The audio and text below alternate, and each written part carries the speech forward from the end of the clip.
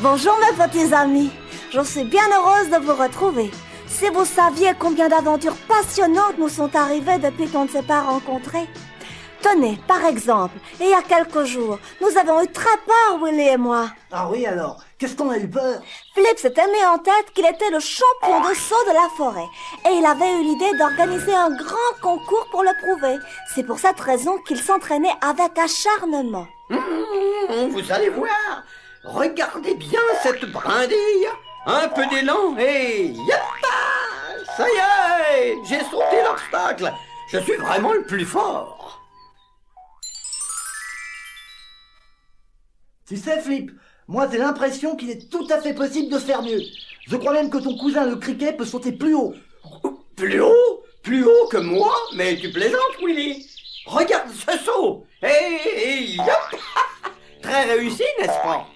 Et c'est comme ça que Flip a commencé un entraînement intensif. Quelques bonnes grosses fleurs lui servaient d'haltère, ensuite il faisait une petite course, puis continuait par quelques mouvements de gymnastique pour se muscler les pattes, et terminait bien entendu par quelques sauts à hauteur. Willy et moi, nous servions d'arbitre, et il faisait de très gros progrès, notre Flip. Pensez donc, il avait une réputation à défendre. Alors les enfants, je crois que je suis tout à fait prêt maintenant. Encore une journée de sport et on organise le tournoi de saut et je le gagne. Et yep, yep. Mes amis, quittez vite vos maisons, venez danser et chanter, canter. Nous avons avec la joie pris rendez-vous. Ne le manquez pas surtout. Monte, monte, monte sur mon beau manège. Le cortège nous protège. Entre dans la ronde du plaisir. Suis-moi, tu ne le regretteras pas. Là-bas tu verras arbres blancs et fleurs qui autour de nous dansent le ballet du bonheur. J'oubliais de vous dire que pour parfaire la forme de Flip, je lui servais de bons petits plats. Je récoltais pour lui les herbes les plus tendres et les plus nourrissantes. Et j'avais même réussi à lui faire avaler des boulettes de pollen. Flip était transformé, un vrai champion. Mais à la fin de la dernière journée d'entraînement... Je viens de trouver une ultime épreuve pour toi Flip. Tiens, regarde. Regarde cette branche au-dessus des fleurs. Tu dois essayer de la franchir et si tu réussis, tu seras sans aucun doute le champion de la forêt. Oh, rien de plus facile, Willy. J'y vais. Flip but encore quelques gouttes de rosée bien fraîches, avala 3 brins d'herbe et s'élança pour ce saut. Il avait à peine franchi la branche que soudain... Au secours! Au secours! Venez m'aider, venez vite! Elle va me dévorer! Elle va me dévorer! D'un coup d'aile, Willy et moi étions quelques instants plus tard au-dessus de Flip. Oh, mais quelle horreur!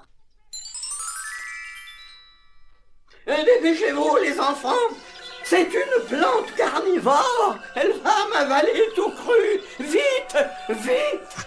En effet, Flip était bel et bien prisonnier des mâchoires brunes de l'horrible plante. Et de seconde en seconde, il s'y enfonçait. C'est à ce moment-là que je suis partie pour chercher de l'aide. Ne bouge pas, Flip. Je reviens le plus vite possible avec du secours. J'aurais du mal à bouger.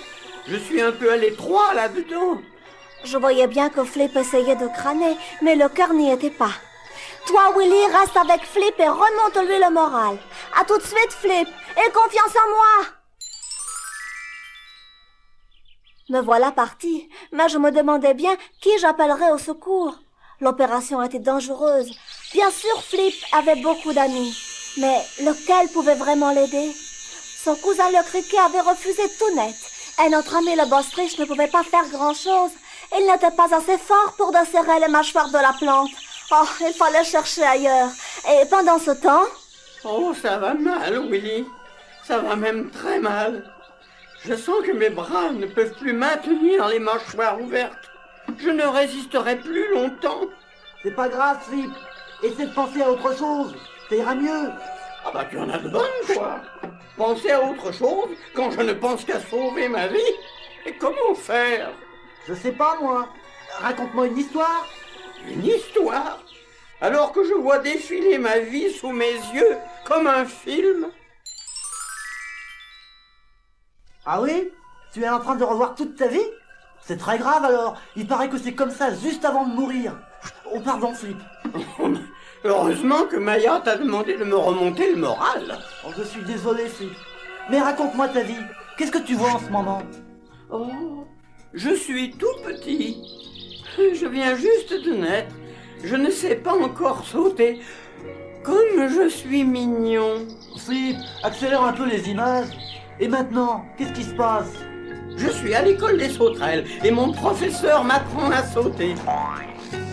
Sauter, sauter, toujours sauter. C'est pas très drôle. Et après? Oh oui, tu as raison. C'est pas toujours drôle de sauter. Et c'est à cause de cette manie que je risque de mourir aujourd'hui. Allez, Flip, pas de tristesse. Oublie tout ça. Continue ton histoire. Oh, ça fait plaisir des amis comme toi. Je suis sur le point d'être englouti par cette plante carnivore. Et tu veux que je te raconte ma vie?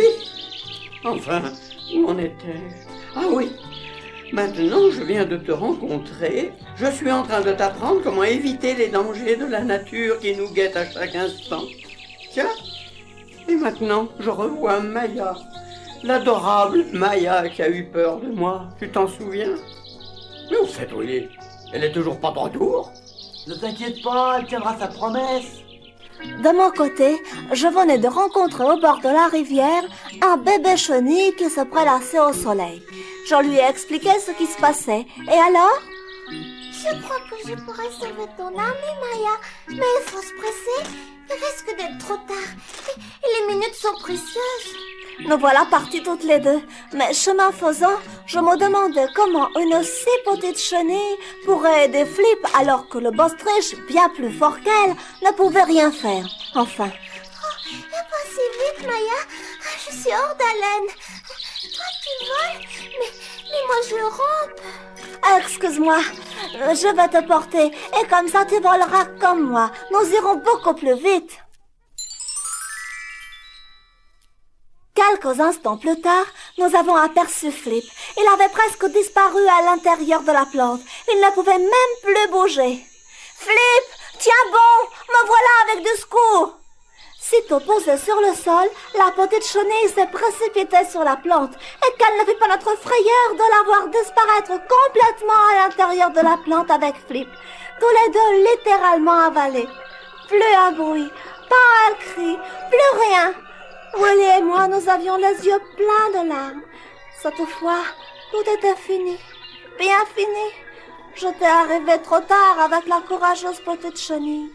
Quelle tristesse! Soudain, plein de petits craquements du côté de la plante. Nous dressons la tête et à notre grande surprise, nous voyons un petit trou dans la joue de la plante. Un petit trou par lequel la petite chenille sort, bien vivante, et derrière elle, la tête de Flip. Oh, Willy et moi, nous nous précipitons et nous le tirons de sa prison. Le pauvre, il était évanoui, mais il était vivant et avec nous. Willy, il a ouvert les yeux. Où suis-je?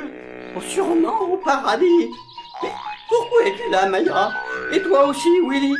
Et qui est cette petite chenille?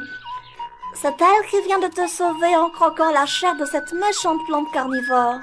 Oui, t'es sauvé, Flip. Je suis si heureuse d'avoir réussi. Il fallait faire vite. Elle aurait pu nous étouffer, cette plante. Et entre parenthèses, elle est pas très bonne à manger. Alors, c'est bien vrai? Je suis sauvé! Je suis sauvé! Oui, c'est vrai, Flip. Oh, merci, petite chenille! Merci, mes amis! J'ai eu si peur! Mais comme dit le proverbe abeille, on a toujours besoin d'une petite chenille, c'est soi. Alors, Flip, on organise ce concours de saut? Je suis certaine que tu le gagneras. Vous comprenez pourquoi on a eu si peur, Willy et moi. Mais Flip a eu bien de la chance quand je rencontre la petite chenille.